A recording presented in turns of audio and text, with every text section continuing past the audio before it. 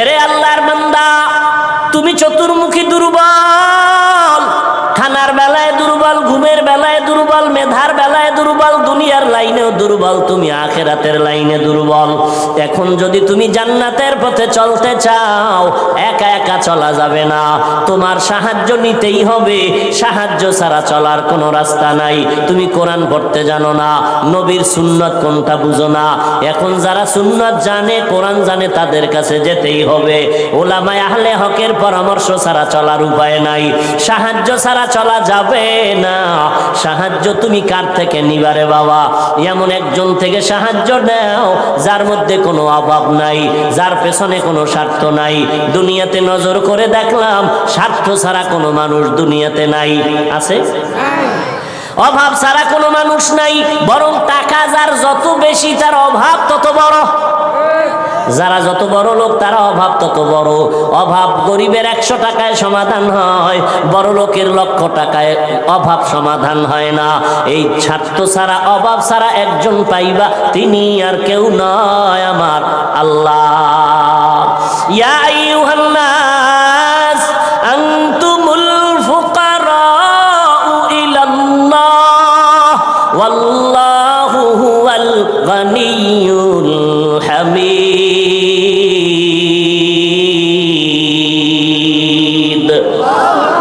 गर तवक्कुल मीकुनी हर सुबह शाम, मेरा सानाद रिश्ते तू अजला मकाम। বাহাদুরি করিও না রে বাবা, অন্যের সাহায্য ছাড়া চলা যাবে না। দোয়াও কিন্তু একটা সাহায্য, দোয়াও সাহায্য। সাহায্য ছাড়া চলা যাবে না। মা বাবায় দোয়া করে, এর সাহায্যে আমরা বড় হয়েছি। মা বাবার ক্লান্ত পরিশ্রমের কারণে আমরা বড় হয়েছি, মা বাবার সহযোগিতায় বড় হয়েছি। কিন্তু স্বার্থ ছাড়া জমিনের মধ্যে কোনো মানুষ নাই, অভাব ছাড়া কেউ নাই। যার কোনো অভাব নাই তিনি হলেন আমার আল্লাহ, যার কোনো স্বার্থ নাই তিনি আমার আল্লাহ। এরে বান্দা, নিজেরে বড় মনে করলে ধ্বংস অনিবার্য।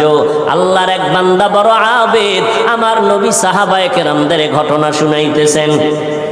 বড় আবেদ, বনি ইসরাইলের ভেতরে নাম বড়, নাম ডাক বেশি, এত ইবাদত করতেছে। একদিন সিদ্ধান্ত নিয়ে নিল, ঘরের মধ্যে থাইকা ইবাদত একুরেট হয় না, মানুষের সাথে চলাফেরা, মানসিকতা নষ্ট হয়ে যায়। সিদ্ধান্ত নিয়া পাহাড়ের কিনারায় চলে গেল। পাহাড়ের উপরে উঠা ছোট্ট একটা রুম বানাইয়া ওইখানে আল্লাহর বান্দা ইবাদত করে। পাহাড়ের চূড়ায় সাধারণ মানুষ সেখানে যায় না, মন মানসিকতা নষ্ট হয় না। আল্লাহর বান্দা পাহাড়ের চূড়ায় গিয়া ইবাদত করে। ঘরের ভেতরে মা বড় একা, আম্মাজান ঘরের মধ্যে বসে মোটামুটি জীবন যাপন করে। সন্তান আসে না, ইবাদতের মজা পাইয়া পাহাড়ের চূড়ায় উঠে ওখানে ইবাদত করে। একদিন মা মনে মনে ভাবলেন, আমার সন্তান আমার কাছে না আসলে তো আমি ও থাকতে পারে, আমি মা তো থাকতে পারি না। কারণ আমি মা, সন্তানেরে আমি গর্ভধারণ করে কত কষ্ট করেছি।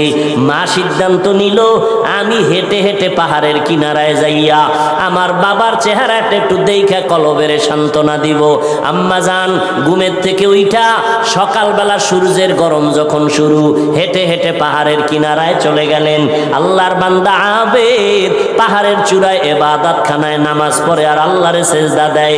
আম্মাজান পাহাড়ের কিনারায় যাইয়া সূর্যের আলোতে উপরে তাকাইতে কষ্ট হয়, হাতটাকে কপালের সামনে নিয়ে ছায়া দিয়া উপরে হালকাভাবে তাকাইয়া এরপরে ডাক দিলেন, এই সন্তান, আমি তোর মা পাহাড়ের কিনারায় আসছি, একটু দেখা দাও। আমি মা তোমার চেহারাটা দেখার জন্য পাগলের মতো হয়ে গেলাম। আল্লাহর বান্দা পাহাড়ের উপর থেকে মায়ের কণ্ঠের আওয়াজটা শুনছে। এমন সময় ডাক দিছে মা, যেই সময় আল্লাহর বান্দা নামাজে দাঁড়ানো। চিন্তায় পড়ে গেল, এখন কি মায়ের ডাকে সাড়া দিব নাকি আমার মাওলার সাথে আমি কথা বলবো? সিদ্ধান্ত নিয়াই বান্দা মায়ের ডাকে আর সাড়া দেয় নাই, নামাজে দাঁড়ায় গেল, নামাজের ভিতরে মশগুল হয়ে গেল। আম্মা জান দীর্ঘ টাইম কষ্ট করে দাঁড়াইয়া সন্তান যখন সাড়া দেয় না, মা হালকা একটু কষ্ট নিয়ে বাড়ির মধ্যে রওনা। বাড়িতে চলে আসলেন, ঠিক আছে বাবা, তুই ইবাদত করো, ওখানে থাক, আমার ডাকে সাড়া দিলি না, দুঃখ নিয়ে চলে গেলাম। মা বাসায় চলে গেল, কিন্তু মায়ের চোখে ঘুম হয় না। সন্তানের প্রতি যে মায়ের এত মায়া, ওই মায়ের সন্তান মায়ের মায়া কখনো বুঝবে না। যদি সন্তানগুলো মায়ের কষ্ট বুঝতো, জীবনে কোনো সন্তান মায়ের কষ্ট দিতে পারতো না, মায়ের চোখের পানি ফালতে পারতো না। মা রাতের বেলা ঘুমাইতে পারে না, কষ্ট বুকের চাপা দিয়া, আবার পরের দিন মা বলে না আজকে আবার একটু যায় বাবারে ডাক দেই, দেখিনি একটু চেহারাটা দেখতে পারি, কলিজাটা ঠান্ডা করতে পারি। আবার আম্মা যান দ্বিতীয় দিন চলে গেলেন সূর্যের গরমে, পাহাড়ের কিনারায় যাইয়া হাতটারে কপালের কাছে নিয়ে আবার ডাক দিছে, ও সন্তান তোমার মা ডাকতেছে, আসো একটু পাহাড় থেকে আইসা মায়ের কাছে দেখা দিয়া যাও, কলিজা ঠান্ডা করো। সন্তান এখনো নামাজে দাঁড়ানো, এবারও চিন্তা করলো আমি মায়ের ডাকে সাড়া দিব নাকি আমি নামাজের মধ্যেই থাকবো। সিদ্ধান্ত আগের মতোই অটল, নামাজ আমি ছাড়বো না, মায়ের ডাকে কোনো সাড়াও দিব না। মা দ্বিতীয় দিনের মতো কষ্ট পাইয়া বিদায় নিয়ে বাসায় চলে গেলে, কিন্তু মা মনেরে বুঝাইতে পারে না সন্তানের কষ্ট কখন মন থেকে যায় না। এরে আল্লাহর বান্দা, স্বামী আর স্ত্রী এক জায়গায় ঘুমায়, হঠাৎ একদিন তাকায়া দেখে স্ত্রী বালিশে মাথা লাগাইয়া গুনগুন গুনগুন করে কান্না করে। আব্বা জান জিজ্ঞাসা করে, বিবি কাঁদো কেন? তোমার ঘুমে তুমি ঘুমাও, আমি মনের দুঃখে কাঁদি। বলে কি দুঃখ? তোমার জানার দরকার নাই। মা চায় বাবায় যেন না জানে, তো বাবাও দুঃখ পাবে। স্বামী বেচারা কয় না, বলো তুমি কেন কাঁদো? আমার মনে বড় কষ্ট লাগতেছে, কেন কাঁদো বলো। মা চোখের পানি ছেড়ে কয়, স্বামী আমার সন্তানের জন্য আমি জীবনটা বিলায় দিলাম। আজকে 7টা দিন হয়ে গেছে সন্তান আমারে মা বলিয়া ডাক দেয় না, আমি পাগলের মতো হয়ে গেছি। বলে কেন ডাকে না? বলে সন্তান একটা অন্যায় করতেছিল, আমি একটু ধমক দিছি, সন্তান রাগ করে আর আমার সাথে কথা বলে না। ঘরে আইসা প্লেটটা নিয়ে খানা খাইয়া পেছনের দরজা দিয়ে চলে যায়, আমার দিকে তাকায় না। এবার বাবায় বলে, বিবি তুমি আরামে ঘুমাও, সন্তানের চিন্তায় ঘুম নষ্ট করিও না। আজকে না কালকে সন্তান বুঝতে পারলে তোমার কাছে আইসা মাপ চাও। মা ডাক দিয়ে কয়, স্বামী আমার, তুমি আমারে যত বুঝাও, আমি যতবার খানার প্লেট নেই আমি খানা মুখে দিতে পারি না, তোমারে বুঝাইতে পারি না আমার খানার থেকে ঘুমের থেকে। সন্তানের মা ডাকে এত মজা, সন্তান যখন আম্মু বলিয়া ডাক দেয় কলিজা ঠান্ডা হয়ে যায়। ও সন্তানেরা, ওই মা বাবা যারা কবরে রাইখা আজকে বাহাদুরি করো রে বাবা, ওই আল্লাহর বান্দি দ্বিতীয় দিনও কষ্ট পাইয়া বিদায়, কিন্তু রাতের ঘুম নাই, মনের মধ্যে বড় কষ্ট। নবীজি সাহাবায়ে কেরামদের সামনে ঘটনা বলেন আর কাঁদতেছেন, সাহাবায়ে কেরামরাও কান্নার আওয়াজ।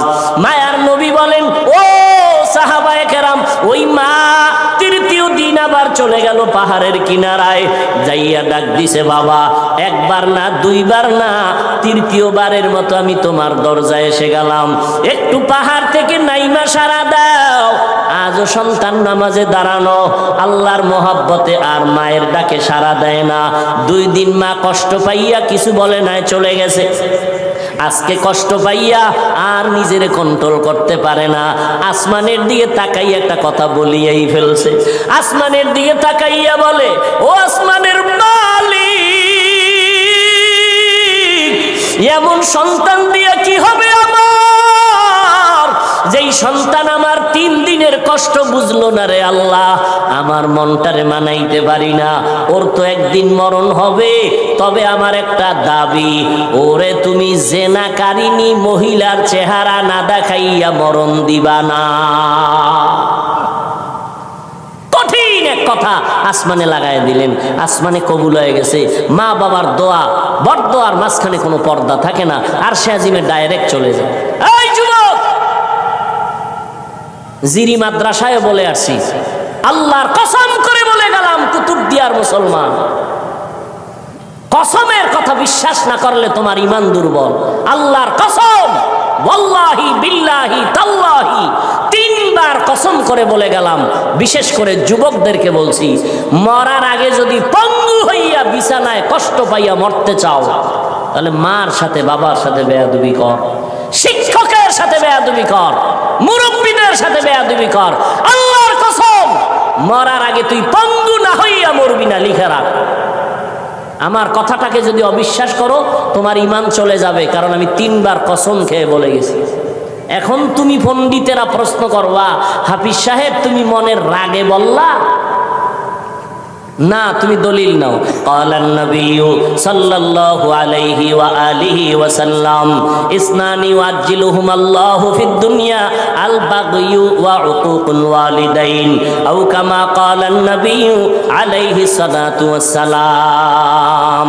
আল্লাহর নবী বলেন, 2টা অন্যায় দুনিয়াতে এমন আছে যেই 2টা অপরাধ করলে মরার আগে জমিনে শাস্তি হবে। কয়টা অন্যায়? কি আপনাদের খারাপ লাগতেছে? মোনাজাত দিয়ে দিব? আমার তো কষ্ট, অনেক কষ্ট, মাইকটাও সুন্দর না, তারপর আপনাদের মহব্বতে কথা বলতেছি গলা ফাটাইয়া, কি করার। তারপর আপনারা বসলে একটু আমি কথা ফিনিশিং দিয়ে আসতেছি, আর একটু সামনে আগাবো। আল্লাহ সবাইকে কবুল করে। মদিনার নবী বলেন, 2টা অপরাধ আছে যদি দুনিয়াতে করো মরার আগে শাস্তি হবে, মরার পরে নয়। 1 নাম্বার অপরাধের নাম জুলুম, 2য় অপরাধের নাম হলো মা বাবার সাথে বেয়াদবি। যারা মা বাবার সাথে বেয়াদবি করবে নবী বলেন তাদের শাস্তি হবে মরার আগে দুনিয়ার জমিনে। যারা জুলুম করবে, ওস্তাদের ইজ্জতের উপর আঘাত করবে, ভাইয়ের উপরে জুলুম করবে, বোনের উপরে জুলুম করবে, প্রতিবেশীর উপরে জুলুম করবে, গরিবের উপরে জুলুম করবে, এই জালেমের বিচার আমার আল্লাহ মরার আগেই করে নিবেন। ও আল্লাহর বান্দারা, মা যখন কথাটা বলেই ফেললেন আসমানে কবুল হয়ে গেল। কি বরদোয়া করলেন? মা গেছেন, ভুলে গেছেন? জেনাকারিনী মহিলার চেহারা না দেখাইয়া মারবা না। মা কিন্তু কঠিন কয় নাই, যদি কইতো জেনা না করাইয়া মারবা না তো আরো কঠিন হয়ে যাইত। মা একটু পাশ কাটায় বললেন ও জেনা টেনা করবে না, কিন্তু জেনাকারিনী মহিলার চেহারা দেখে মরবে, এটাও একটা অভিশাপ। একটু মহিলা দেখবে না, কারণ আমার বাচ্চা তো ইবাদত করে পাহাড়ের চূড়ায়, সে কোনো নারী দেখবে না, কিন্তু দেখতে গেলেও জানো নামাজি না, একটা জেনাকারিনী নারী দেখে। পুরা বনি ইসরাইলের মাঝে প্রশংসা, পাহাড়ের চূড়ায় আল্লাহর বান্দা এত পরিমাণে ইবাদত করে যে তার ইবাদত আল্লাহর প্রতি এতটা অগাধ বিশ্বাস, পৃথিবীর কেউ তাকে আল্লাহর থেকে বিন্দু পিছপা ঘটাতে পারবে না, গাফেল করতে পারবে না। ওই এলাকার এক সুন্দরী মহিলা, রূপসী, সে কয় এত প্রশংসা তারে কেউ আল্লাহর থেকে আলাদা করতে পারবে না। কয় না, কেউ পারবে না। কয় আমি পারবো না। সুন্দরী মেয়ে বলে আমি পারবো। এই মেয়ে হাঁটতে হাঁটতে ওই পাহাড়ের চূড়ায় উঠছে, উঠা দেখে আল্লাহর বান্দা নামাজে দাঁড়ানো। ওর কামি শুধু আল্লাহর সেজদা দেয়, নামাজে দাঁড়ায়, তেলাওয়াত করে, দিয়ে কাজ চলতেছে, নামাজ আর নামাজ আর নামাজ। ওই মহিলা আল্লাহর আবেদ বান্দার সামনে দাঁড়ালো। যেই সূরাটা ধরলে আল্লাহর বান্দার নজর চলে আসবে, জিনা করার জন্য বাধ্য হবে, এমন কৌশল কোনোটা বাদ দেয় নাই মহিলা। কিন্তু তাকায় দেখে আল্লাহর বান্দা একটা নজর কোনো দিকে ডান বাম করে না, নিচের দিকে নজর, আল্লাহর মোহব্বতের ভিতরে মশগুল। বলবেন মহিলা হাতটা ধরবে না? রে বাবা, এটা সম্ভব না। আল্লাহর উপরে ভরসা কইরা যারা চলবে এদের গায়ে টাচ করার ক্ষমতা কোনো বাহাদুরের নাই। যদি হাত বাড়ায় তোরা হাতটা সাথে সাথে বাঁকা হয়ে যাবে। ইব্রাহিম নবী বিশ্ব সুন্দরী সারাকে নিয়ে যাইতেছিল মিশরের উপর দিয়া। জালেম বাদশা খবর পাইয়া সুন্দরীর টাইনা নিয়ে আসছে। ইব্রাহিম নবী গাছতলায় বয়ে খায়, আল্লাহ আমি না নবী, আমার স্ত্রীর উপরে যদি আঘাত করে চরিত্রের, তামার নবুয়তের হালাত কি হবে? আল্লাহ কয় হেফাজত আমি করব। তোমার ভয় লাগে? তোমার অন্তর্চক্ষু খুলে দিলাম, ওই বাদশা জালেম তোমার স্ত্রীর সাথে যা করবে তুমি গাছতলা বয়ে সব দেখবা। জালেম মিয়া আসল রুমের মধ্যে ঢুকাইয়া যখন হাত বাড়াইছে, হাতটা বাঁকা হয়ে গেছে, অবশ হয়ে গেছে। 1 বার 2 বার 3 বার পরে বেডি ইব্রাহিম নবীর স্ত্রীর কাছে মাপ চাইছে। মাপ চাইয়ে কয়, তোমার মধ্যে এমন কি পাওয়ার, আমি হাতটা আগাইয়া গেলেই বাঁকা হয়ে যায়? এই মহিলা, তোমার মধ্যে পাওয়ার কি? আমার মধ্যে কোনো পাওয়ার নাই, একটা পাওয়ার, আমি আল্লাহর একজন নবীর স্ত্রী। তাই নাকি? বলে হ্যাঁ। কই সে নবী? বলে গাছতলায়। ডাকো, সম্মানের সাথে ডাকো, মাফ করে দাও আমাকে, অন্যায়ের থেকে মাপ চাইলাম। এইবার বাদশা দাইকা নবীরে মেহমানদারি করাইয়া ওই বাদশার এক খাদেমা হাজেরা এরে দিয়া দিল ইব্রাহিম নবীর খেদমতে, সন্তান টন্তান নাই শুইনা দিয়ে দিছে। ইব্রাহিম নবী বিবাহের বন্ধনে আবদ্ধ কইরা এরপরে সে 80 বছরের পরে মাওলা একটা সন্তান দিলেন ইসমাইল নামে। তাও প্রথম স্ত্রীর থেকে নয়, দ্বিতীয় স্ত্রী হাজেরা আলাইহাস সালাম থেকে। তো মহিলা পাহাড়ের চূড়ায় উঠা আল্লাহর বান্দার সামনে যত অপকৌশল করার প্রয়োজন করছে, কিন্তু বান্দার দিলকে তার দিকে আকৃষ্ট করতে। এই যুবক, বুঝো কিছু, তুমিও মুসলমান, আর তোমার মন আকৃষ্ট করবে কিভাবে? তুমি আকৃষ্ট আর একজনকে করতেছ। একজনকে করলে তো হইতো যে হ্যাঁ একবারের মাইয়ার মন আকৃষ্ট করে বিয়ে করে জীবন চালায়। তুমি করতে করতে 10টা মাইয়ার জীবনের উপরে আক্রমণ করেছে। এর ঝাল আল্লাহ দুনিয়ায় মিটাবে, মরার পরে না। জুলুম করেছ নারীর ইজ্জতের উপরে, বিচার হবে মরার আগে, রসুলের হাদিস। মহিলা এবার সার্থক না ব্যর্থ দেখছেন নি আপনারা? এরকম বেউস পাহাড়ের চূড়ায় মহিলা কি সার্থক না ব্যর্থ? সার্থক। ব্যর্থ হয়ে গেল, পুরুষের সাথে দুর্বল হয়ে গেল, পারলো না, জিততে নাইমে আসে নিচে। কয় যখন সোজা ভারী নাই, এবার বাঁকা তোরে ঠিক করুন। বাঁকা কি? নিচে নাইমা চলে গেল। ওই পাহাড়ের পাশে একটা বিশাল খোলা ময়দান, ময়দানের ভিতরে একটা রাখাল বকরি চড়ায়। ওই রাখালকে ধরলো, রাখালের সামনে যাইয়া অপকৌশল করে রাখালের সাথে জিনা করেছে এই নারী। একটা ছেলে সন্তান হয়ে গেল। ছেলে সন্তানটা হাতের মধ্যে নিয়া ওই বেশ্যা নারী এলাকায় ঘুরে আর কয় বাচ্চা হলো ওই পাহাড়ের চূড়ায় আবেদওয়ালা বান্দার বাচ্চা। দেখছেননি কারবার? ঘুমাইতেছেন আপনারা না? আর যে ওয়াজ চলে এত পুরানো ওয়াজ আপনারা সবাই জানেন, ঘুমাইলেই হয়। বাচ্চা কার জানেননি? কার কার? আর মহিলা প্রচার করে কার? আল্লাহ জানেনি। মায়ের বরদোয়া একদিক, ওদিকেও আল্লাহর কাছে কামতেছে, দুই দ্বিমুখী সংঘর্ষ চলতেছে। একদিকে মা কইছে যে না কারিনী মহিলার চেহারা দেখাও, ওদিকেও আল্লাহরে ডাকতেছে যেন ইজ্জত নষ্ট না হয়। মহিলা যখন এই বাচ্চা নিয়ে মানুষের কাছে কান্দে আর কয় বাচ্চা ওই তোমগো আবেদের, তোমরা যার এত গুণগান গাইছো ওই বাচ্চা, জিনার বাচ্চা, অবৈধ বাচ্চা। মানুষ সব শুই না, যারে এত কলিজা দিয়া ভালোবাসি তার অবস্থা এই। লাঠি টাঠি নিয়া এবার পাহাড়ে উঠা, আরে ফিডা খানকা টানকা সব ভেঙ্গে যখন আল্লাহর বান্দার উপরে আঘাত শুরু করেছে, বান্দা বলে তোরা আমার গায়ে হাত দাও কেন? বলে এই খবর। তাই নাকি? বলে হ্যাঁ, আল্লাহর জাতের কসম আমার দ্বারা এমন কোনো অপরাধ হয় নাই। কে বলেছে? আমগো এলাকার সেই রূপসী নারী, তাকে ডাকো। এবার জেনাকারিনী মহিলাকে ডাকা হলো। জেনাকারিনী মহিলাকে ডাকার পর আল্লাহর বান্দা আবেদের সামনে জেনাকারিনী মহিলা দাঁড়ানো। মা কইছে আল্লাহ আমার সন্তানের জেনাকারিনীর চেহারা না দেখাইয়া মরণ দিও না।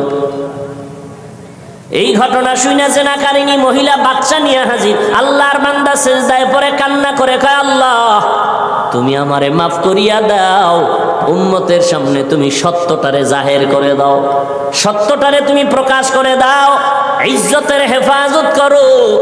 নামাজ পড়ে কান্নাকাটি করে দোয়া করে এইবার মহিলার সামনে দাঁড়াইল। মায়ের বরদোয়াটা এইবার কবুল হয়ে গেল। এইবার মহিলারে কয় তুই নাকি আমার বিরুদ্ধে বলেছো? কয় হ্যাঁ। কি বলছো? কয় বাচ্চা তোমার। কয় নাউযুবিল্লাহ, বাচ্চা আমার? বলে হ্যাঁ। দে বাচ্চা আমার কোলে দে। আল্লাহর বান্দা বাচ্চাটা কোলের মধ্যে নিয়া এরপর বাচ্চারে একটু হাত স্পর্শ করে কয় এই বাচ্চা তুই বল। বাচ্চা তো দুধের মাত্র বাচ্চা, কথা বলতে পারে না, বল তোর বাপকে। মুহূর্তের মধ্যে বাচ্চার জবান খুলে গেল। বাচ্চা বলে আমার বাপ হলো রাখাল। আমার বাপকে? মায়ের কোলে দুধের বাচ্চা কথা বলেছেন যেমন মারিয়াম আলাইহিস সালামের সন্তান ঈসা আলাইহিস সালাম। মায়ের কোলে দুধের বাচ্চা ঈসা নবী কথা বলেছেন শিশু অবস্থায়। ইউসুফ নবীরে যখন জুলাইখা আটকাইয়া দিছিল, স্বামীর সামনে জুলাইখার স্বামীর সামনে ইউসুফ দাঁড়ানো, যখনই এগুলো সব স্পষ্ট হলো, ইউসুফ নবী বলল, আমার কোনো দোষ নেই, জুলাইখার দোষ। সাক্ষী দাও। ইউসুফ নবীর সামনে তখন এক মহিলা দুধের বাচ্চা নিয়ে দাঁড়ানো। ইউসুফ নবী বললেন, আমি সত্যবাদী না জুলাইখা সত্যবাদী? দুধের বাচ্চা সাক্ষী দিবে। বাচ্চা কয়, বাচ্চা কথা বলতে পারেনি। কয়, প্রশ্ন করার দায়িত্ব তো আমার, জবাব দেওয়ার দায়িত্ব এই বাচ্চা। যখন জিজ্ঞাসা, বাচ্চা কথা বলে দিছে, কোরআন শরীফের আয়াত। বাচ্চা ইউসুফ নবীকে নির্দোষ প্রমাণের জন্য একটা স্কেল দিয়ে দিছে। আরে কুতুবদিয়ার মুসলমান, আমার মাওলার কুদরত বড় কঠিন। মায়ের বরদোয়াটাও আল্লাহ কাজে লাগাইলেন, জেনাকারী নারীর চেহারা পর্যন্ত দেখায় দিলেন। আবার বাচ্চার মাধ্যমে আল্লাহর বান্দার ইজ্জতের হেফাজত করলেন। সত্যের উপরে যদি চলো রে বাবা, মা বাবার দোয়া নিয়ে যদি আগাইতে পারো, দুনিয়ার কোনো ভয় নাই। হালাল খাইয়া চলবা, আল্লাহ বিজয়ের মালা গলায় পরাইয়া দিবেন। কয়দিন আর দুনিয়ায় বাহাদুরি করবারে বাবা, আল্লাহ যদি সমুদ্রে একটু হুকুম করে, একটু গরম হয়ে যা, রাতের ঘুমের মধ্যে 1 মিনিট লাগবে না। কুতুবদিয়ারে ধ্বংস করার জন্য 1 মিনিটও লাগবে না। আল্লাহ কয়, বান্দা আমার স্মরণ কর, আমি আল্লাহর কাছে সাহায্য চাও। সাহায্য কেমনে চাইবা? ধৈর্য আর নামাজের মাধ্যমে সাহায্য প্রার্থনা করো। আজকে আমাদের ভেতরে ধৈর্যের বড় অভাব, নামাজের বড় অভাব। ও যুবকেরা, ও পর্দার আড়ালের আম্মা জানেরা, আজকে নামাজের এত বয়ান, এক বেলার নামাজ ছেড়ে দেওয়ার কোনো সুযোগ নাই। ও যুবক, এক বেলার নামাজ ছাড়ার কোনো কায়দা নাই, অথচ তুমি নামাজ পড়ো না রে বাবা।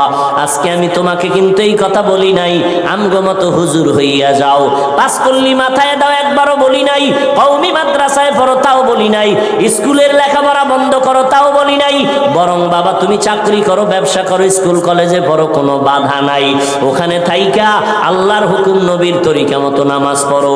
মা বাবার দোয়া নিয়ে সামনে আগাও, ওলামায়ে কেরামের পরামর্শ নিয়ে চলো, নবীর সুন্নতের মালা গলায় লাগাও। খবরদার, কপাল পোড়া যদি হইয়াই থাকো, তাহলে কিন্তু তোমার কপাল দুনিয়াতেও শেষ, আখিরাতেও শেষ। কিছু কপাল পোড়া এমন আছে, বুঝাইলে উল্টা আমারে বুঝানোর চেষ্টা করে। যদি কই ভাইজান টুপি কেন পরো না, ও তো বলা দরকার, ভাই হুজুর টুপি মাথায় দেওয়া দরকার, নবীর সুন্নত। এটা তো কোনো পিসাবের সুন্নত না, নবীর তরিকা। হুজুর আমি পারি না, দোয়া করবেন, চেষ্টা করব। কিন্তু কিছু নেমক হারাম, বেপরোয়া আল্লাহর বান্দা, এদের জবাবটা এমন অহংকারী জবাব। কয় হুজুর টুপি মাথায় না দিলে অসুবিধা কি? টুপির মধ্যেই কি ইসলাম? দাড়ির মধ্যেই কি ইসলাম? পোশাকের মধ্যেই কি ইসলাম? এই রকম বেপরোয়া আল্লাহর বান্দা নবীর দুশ্মন আছে না নাই? টুপির মধ্যে ইসলাম নাই, দাড়ির মধ্যে নাই, পোশাকে নাই, পর্দায় নাই, হালালে নাই, তো ইসলাম কই? সমুদ্রের তলদেশে। বিনয়ী হয়ে যাও রে বাবা, নিজেরে ছোট বানাইয়া চলো। কোন আলেম যদি বলে বাবা নামাজ কেন পড়ো না, তোমার জবাব থাকবে হুজুর নামাজ অবশ্যই পড়া দরকার, আমি চেষ্টা করি পারি না, একটু দোয়া কইরা দেন সামনের থেকে যেন নামাজ ধইরা ফেলাইতে পারি। বিনয়ের সাথে দোয়া চাওয়ার চেষ্টা করো। অপরদিকে মা বাবার দোয়া নিয়ে আগাও। ও যুবক ভাই, আমি তোমারও সামনে উদাহরণ পেশ করি, সব জায়গায় বলি, তোমার মতো যুবক 5 বেলার নামাজ পড়ে, এই জমিনের মধ্যে স্কুল কলেজে পড়িয়াও নামাজ পড়ে আছে না নাই? ভাইরা আমার, 5 বেলার নামাজ পড়ে অভাব নাই। তোমার আমার মতো যুবক সন্তান নবীর তরিকা মতো চলে, চাকরি করে, ব্যবসা করে, অভাব নাই। আল্লাহর মোহাব্বত নিয়া আল্লাহর কাছে তওবা করো, তওবার দরজা খোলা। মনে মনে বলো, হে আল্লাহ আর নামাজ ছাড়বো না, বেপরদায় চলবো না, মা বাবাকে কষ্ট দিব না, ওলামায়ে কেরামের পরামর্শ নিয়ে চলবো, নবীর তরিকায় চলবো, ওলামায়ে কেরামের পরামর্শ নিয়ে চলবো, নবীর সুন্নাত মেনে চলবো। আল্লাহর কাছে যদি তওবা করার নিয়ত হয়, খাঁটি তওবা করার নিয়ত যাদের আছে, দুটো হাত আমার আল্লাহকে দেখায়া দাও। আয় আল্লাহ আমাদের হাতগুলো কবুল করে নেন, তওবা কবুল করে নেন, তওবার উপরে মজবুত হইয়া চলার মতো তৌফিক দান করেন, আমিন। আলহামদুলিল্লাহি রাব্বিল আলামিন, ওয়াসসালাতু ওয়াসসালামু আলা সাইয়্যিদিল আমবিয়াই ওয়াল মুরসালিন ওয়া আলা আলিহি ওয়া আসহাবিহি আজমাইন। ইয়া আরহামার রাহিমিন, ইয়া আরহামার রাহিমিন, ইয়া আরহামার রাহিমিন, রব্বিরহামহুমা কামা